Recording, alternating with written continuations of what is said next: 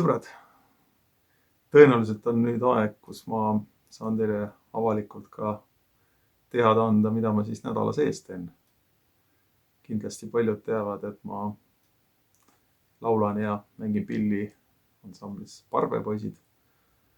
See on tõsi, aga nädala sees ma olen tegelikult juba üle 10 aasta tegelenud täiskasvanud inimeste muusika huvi arendamisega ja pilli õpetamisega.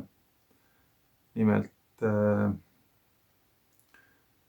enamus minu, ütleme siis niimoodi, ma ei ütle õpilased, aga enamus, kellega me oleme koos muusikat teinud, on olnud ikkagi akordioni pilli taga.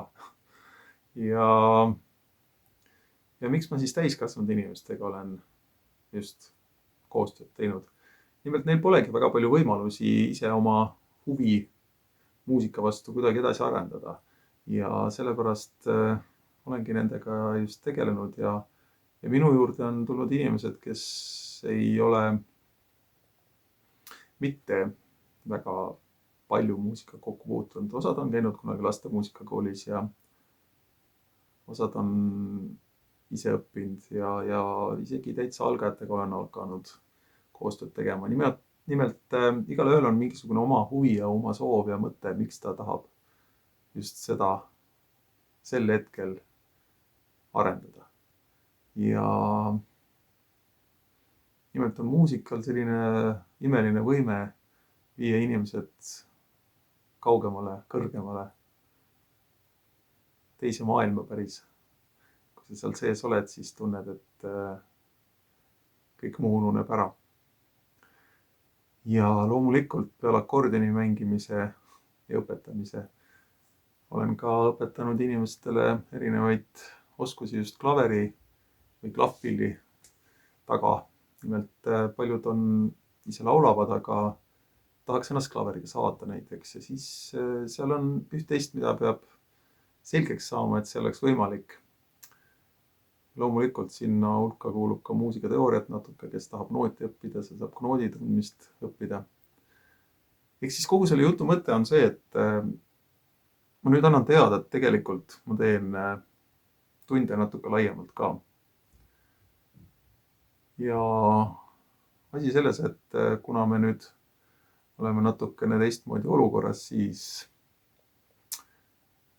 olen teinud tunde niimoodi, et ma olen teinud üle neti, läbi Zoomi, läbi Skype'i, aga väga palju olen ma käinud ikkagi ka inimeste juures kodus või siis nemad on minu juures käinud. Ja tavaliselt on mul pill ees ja siis me koos mängime. Kui veel ei oska mängida, siis õpime. Igal juhul alati on koos ja seda ma olen põhiliselt oma õpetamises kasutanudki, et ei ole sellist asja, et üks istub ja vaatab, kuidas teine proovib oma õpinguid siis edasi viia või kuidas iganes. Ja selle pika jutu sisu on see, et kui sul nüüd on huvi ja sa tahaksid näiteks võib-olla juba pikalt mõttes olnud unistust reaalsemaks muuta, siis kindlasti saame koos üht-teist ära teha.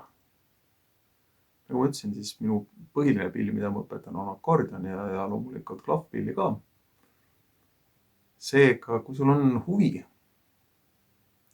siis kirjuta mulle. Sa võid mulle Messengeri kirjutada. Võtan tegelikult selle video alla ka oma telefoninumbri. Ja kõik, mis puudutab edasisi plaane, siis me saame rääkida juba täitsa omavahel. Nii et siin ei ole vahet, kas sa oled üldse muusikat õppinud või oled sa juba natuke õppinud, tahad midagi natukene juurde õppida, siis võta muga julgelt ühendust. Mulle sellised väljakutsed alati meeldivad, et kõik inimesed, kes tunnevad, et nad midagi tahavad, siis mina tahaks enda poolt anda nii palju, et me saame selle soovi siis reaalsemaks muuta ja üht-teist põnevat koos ära teha.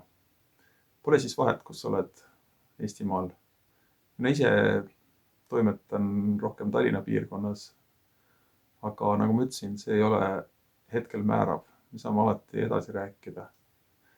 Ja tõenäoliselt rääkides igasugustest lugudest, siis ma olen õpetanud kõike. Oleme rahvalikest lugudest alates bluusini, lausa džässini, igasugu toredate poplugudeni ja kõigele muule otsa vaadanud. Nii et noodi tundmine pole oluline. Kui sa oskad, siis on juba hästi. Kui ei oska ja ka soovid, siis saame seda õppida. Nii et anna mulle märku. Ma usun, et nii mõnigi teist praegu tunneb, et võiks suhelda.